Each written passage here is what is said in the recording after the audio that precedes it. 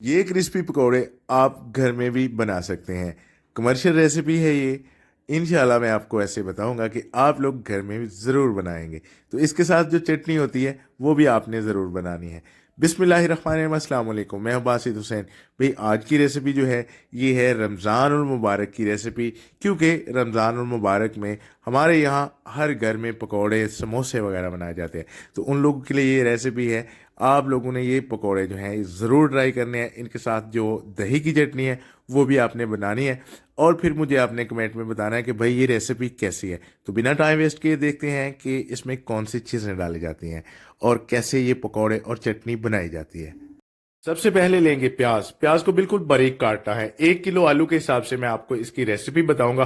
पकोड़े की जो रेसिपी है वो आलू के साथ एडजस्ट की जाती है, बेसन वगैरह के साथ नहीं।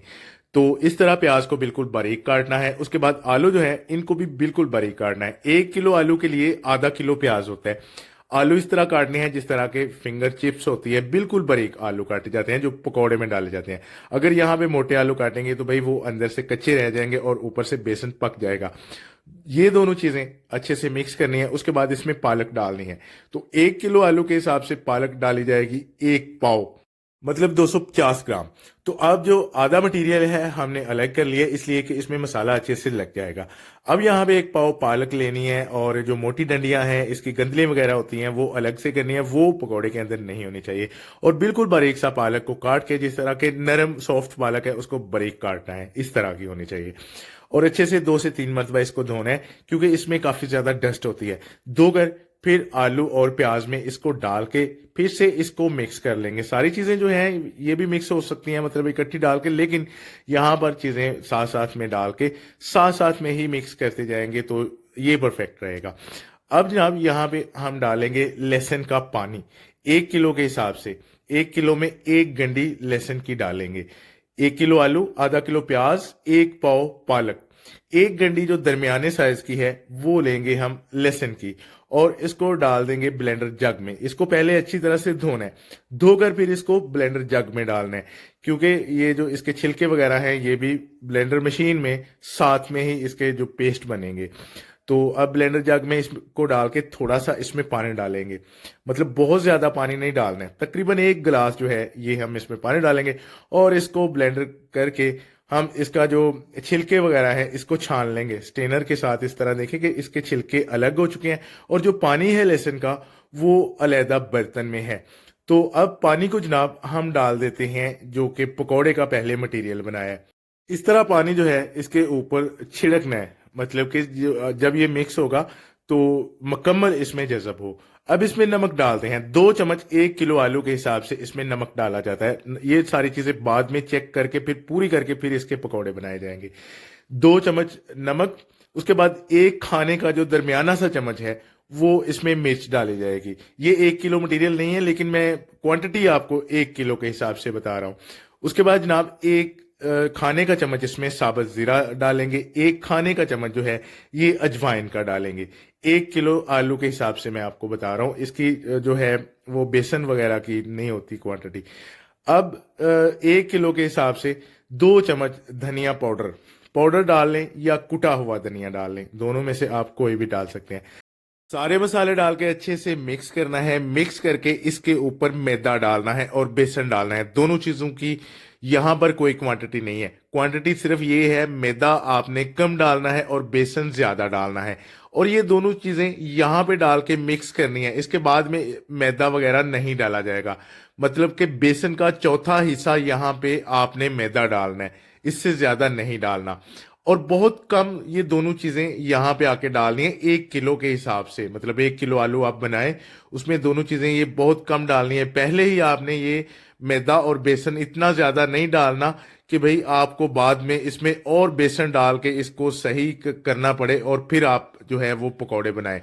यहाँ पर ये दोनों चीजें आपने थोड़ी थोड़ी डाल के इसको मिक्स करना है। मिक्स करके इसको इस तरह मतलब एक साइड पे कर देना है, और फिर थोड़ा थोड़ा जो ये मटेरियल है इसको बनाते जाना है।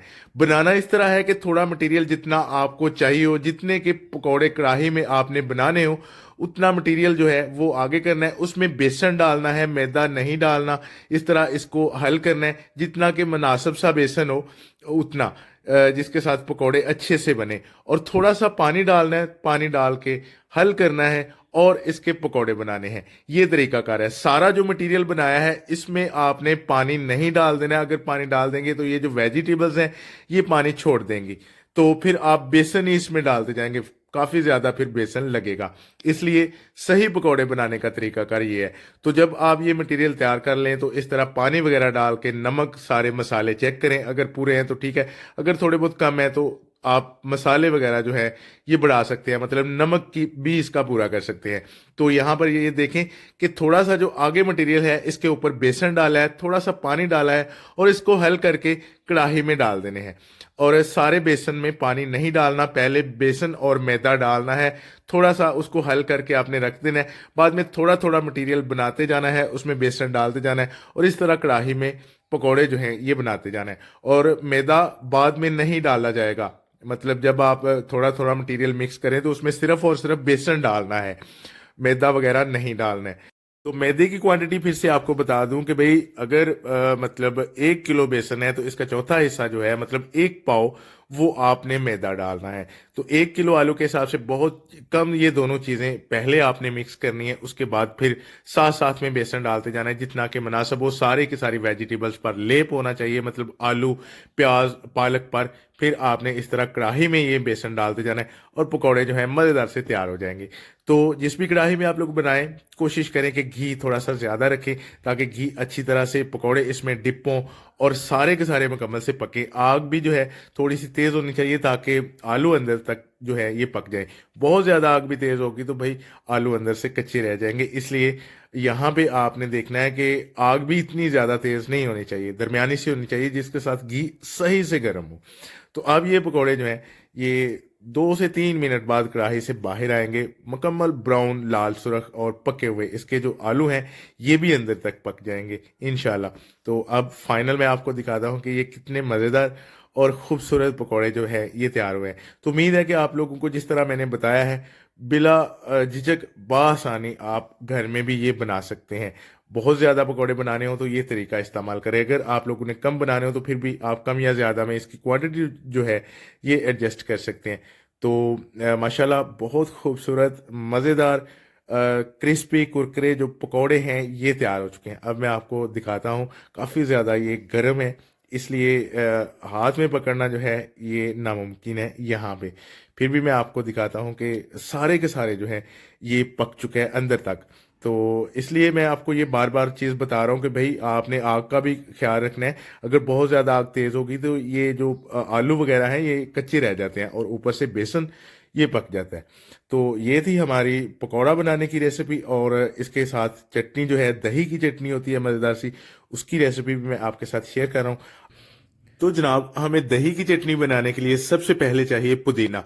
पुदीने की पत्तियां इस्तेमाल करनी है, जो डंडियां वगैरह हैं वो अलग कर देनी है, उनको वेस्ट कर देना है। एक हाथ की मुट्ठी भर के हमें चाहिए ये पुदीने की पत्तियां। इसी तरह हाथ की मुट्ठी भर के हमें चाहिए धनिया। धनिया इस तरह का ही होना चाहिए, मतलब बगैर काटे हुए। अब इसको काटेंगे धोकर अच्छी तरह से। एक हाथ की मुट्ठी भर के हमें धनिया चाहिए। तो धनिया हम पुदीने में मिक्स कर देते हैं। अब इसको थोड़ा सा मोटा मोटा काट देते हैं क्योंकि इसको हमने ब्लेंडर करना है।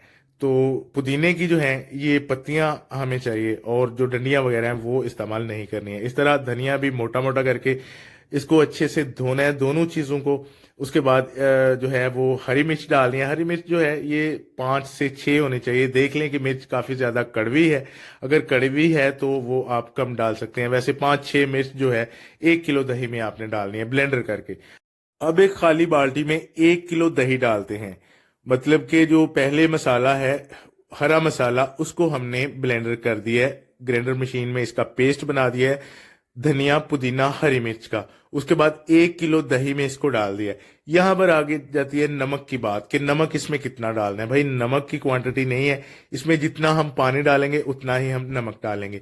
तो यहाँ पे मधानी के साथ थोड़ा सा इसको मतलब हल करना है, इतना ज्यादा नहीं है कि इसकी लस्सी बन जाए। थोड़ा सा इसको हल करना है जिसके साथ ये देखें कि थोड़ा मुलायम हो चुका है, उतना इसको हल करेंगे और फिर इसमें पानी डाल देंगे। तो पानी इतना डालना है जितनी की चटनी गाढ़ी चाहिए हो। बहुत ज़्यादा पानी अगर डालेंगे तो चटनी काफ़ी ज़्यादा पतली हो जाएगी, इसलिए थोड़ा सा यहाँ पर तकरीबन 1 लीटर इसमें पानी डाल देंगे।